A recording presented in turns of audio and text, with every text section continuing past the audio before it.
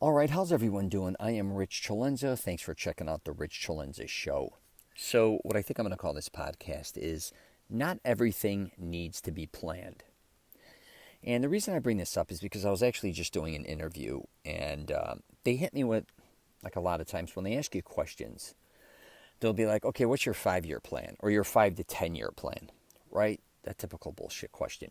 You may have even been on job interviews, and that's kind of been going on, I think, my entire life. I've heard about this, and people want to know where you plan to be, what you plan to do, all that, which is wonderful. I get it. If that's what you want to do the next 5 years of your life, and believe me, you got to have some type of plan. You can't, I think, to a certain degree, just have no idea where you're going, unless that's what you want to do, which I'm kind of falling in that category. But here's the thing regarding 5 years plans. Again, you hear it all the time, and if you want to get specific things done, I'm totally down with the 5 year plan or 10 year, whatever. If you want, maybe if you want to live in a specific home, say in 5 years, create a business at 5 years. I don't care if you want to create something else. I don't know if you want to be married, a relationship type thing. Whatever it is you plan on doing in 5 years, and you want to set it up, you want to have certain goals, you want to have short-term goals, you want to have a layout scheduled and to whatever you plan on doing, right? You get it. But one thing I think that I've done that has helped me throughout my life is also not having to be restricted always to having a 5 year plan. This has benefited me, and obviously it has not as well. So what I'm going to say is I don't know if this would work or not work for you, because I know people that always have a 5 year plan that are extremely successful, and that's awesome, right? I also know people that have had 5, 10 year plan that never seem to get it accomplished, right? I've also seen people 5 to 10 year plan that always fail. So my theory, though, on a 5 year or 10 year plan that I kind of live by, and of course I have certain things that I want to get accomplished, but by me not bogging down and being so caught up in something gives me the freedom to kind of go where my energy leads me. It gives me the freedom to change my mind. And it also doesn't always kind of bog me down, if that makes sense. Even if it's saying, hey, I want to live in this neighborhood or live in this price of a home or create this business in the next 5 years, in like a year, I may not even be interested in living in a certain location. I may be not interested in buying anymore. I may not even be interested in anything after a certain amount of time. But because I think people all of a sudden think they have a 5 year plan, it boxes them in. They almost get afraid to change. What I dig about my life that I've always liked is that I was really open-minded for a lot of things and for big changes. Like I said, it's worked and it hasn't worked. But I love, to a certain degree, not knowing what my next 5 years is. That's what I really enjoy about my life. Even if it's, say, hypothetically, I live in Florida now, and I said, I got to live in this neighborhood in 5 years, or I got to get a condo in this town or a beach town, or I got to go, if I am going to open a business, it's got to be at this location, it's got to be in this, this type of business.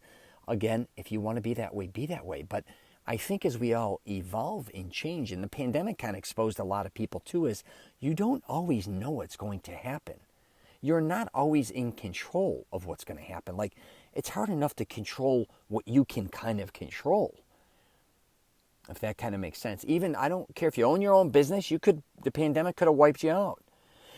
If you work for somebody else, you could have been let go, right? Depending on the industry, too, that you're in, you could have made a lot of money during the pandemic, or you could be getting wiped out. How does that work for your 5 year plan? Again, I understand you want to have a 5 year plan or some type of idea where you're going. But again, if you are very open-minded and you understand that sometimes, I know it's a bad word, but like, say, flip-flopping or changing your ideas or changing your identity even to a certain degree, maybe moving to another state, city, country, it's not a bad thing always. I'm just telling you, I mean, I've been getting hit too. I did another interview, and they're talking about entrepreneurship and all that stuff. I don't necessarily consider myself that because I'm not really a businessman, but I guess I don't consider myself an artist either because I don't just deal with things that are artistic. I do like business things. So I don't know what the hell I am. But I think really, like if you look at most people that truly succeeded in their life, a lot of big dogs or whatever, they kind of were open-minded to maneuver. That can even be going to an Ivy League college and saying, you know what, I'm quitting the college to start my own business. If they went to that college and said, no, I have to finish 4 years of college, I have to do this, I have to do that, right? In 5 years, that type of thing, they would have never developed in what they developed into. And maybe you having always a 5-year plan, maybe actually holding you back. Because you're always kind of caught in a 5-year increment where I have to be at a certain situation. It could be financially, it could be whatever it is.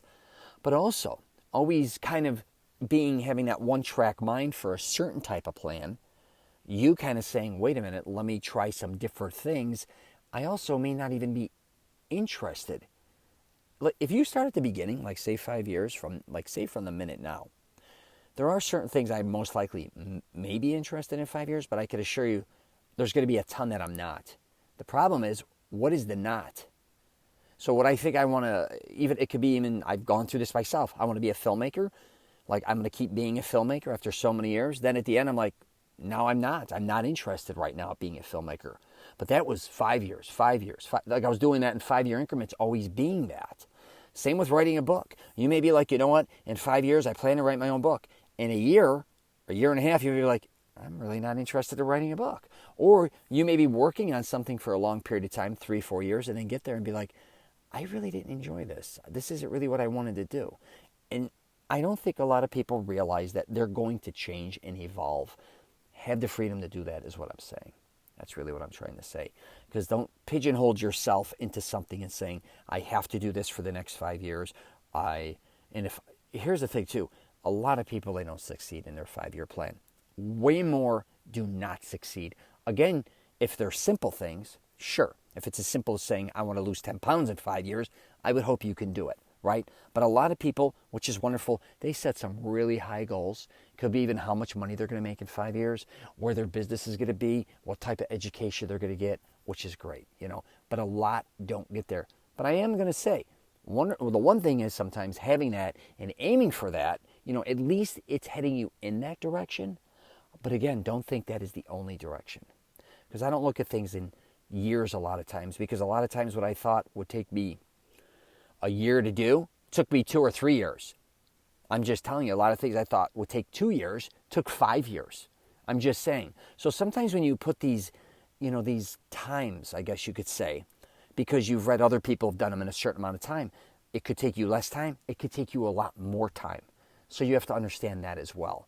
But I don't look at things like that all the time. I look at when I'm creating something or doing something, there's going to be a beginning. Obviously, I hope to be an end. But I am usually, it's not like budgeting or scheduling getting a house painted or getting something done in that nature where you're kind of like, oh yeah, we should be in budget because it only takes this amount of time. Life doesn't always work out that way. You may get sick. You may end up in a relationship. You may end up divorced. You may end up having a child. Your child may not be healthy. You don't know. So to go 5 years out again, you could do whatever you want to do, and I definitely think you should have some type of idea, but also understand a lot of things within those 5 or 10 years is going to change unbelievably. Have the freedom to maybe change. Go where your energy may be leading you, different than just always the same old plan. I don't know. Sometimes I talk about these crazy things, but I think a lot of people, I'm always looking at things from a different perspective.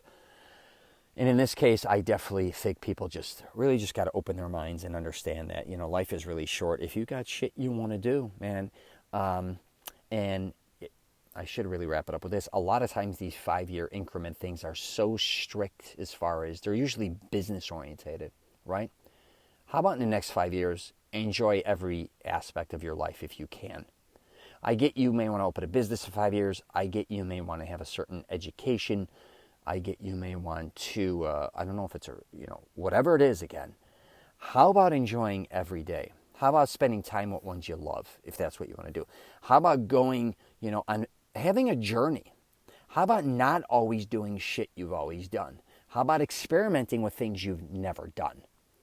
How about just kind of doing things that aren't always so organized. And I know a lot of people may not be able to really relate to that. And I get a lot of times, if you look at a businessman and then you look at an artist, a lot of times, if you look at a businessman, a lot of things are done by the numbers. That's cool. A lot of them are numbers guys just in general. And then you talk to a lot of artists, they're kind of all over the place to a certain degree. They kind of go with the flow a little bit. And I just want to say, you could be both. I don't think you need, there's a lot of people that are really good in business and they're really artistic and they're very open-minded. Don't think you're just fall into one category. I think I even went through that, like when you're making a film, you're like, oh, I'm only on the art side. I only want to write, produce, and direct it. I don't want to learn about the business side, right? You don't have to be that way. You could be whatever the hell you want to be.